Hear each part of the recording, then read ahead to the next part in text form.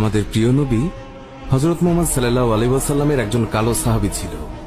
সকল সাহাবীদের মধ্যে সেই সবচেয়ে বেশি কালো, কিন্তু নবীজির ভালোবাসায় যারা জীবন দিতে প্রস্তুত সেই সাহাবীও তাদের মধ্যে একজন। প্রিয় নবীও তাকে অনেক ভালোবাসতেন। একদিন সেই কালো সাহাবীকে নবীজি বললেন, তুমি সারাক্ষণ আমার সাথেই থাকো, তাই আমি তোমার কাছে কিছু কথা জানতে চাই। তখন সাহাবী নবীজির কাছে মাথা নিচু করে বলল, হুজুর, আমার জান হাজির আপনার জন্য, আপনি শুধু বলুন কি জানতে চান। তখন নবীজি বলল, তোমার বিয়ের সময় হয়েছে, তুমি কি প্রস্তুত? কালো সাহাবী মাথা নেড়ে বলল, হুজুর, আমি এত কালো, আমার কাছে কে মেয়ে দেবে? নবীজি বলল, তুমি বিয়ে করবে কিনা বলো, তোমার জন্য আমি মেয়ে দেখব।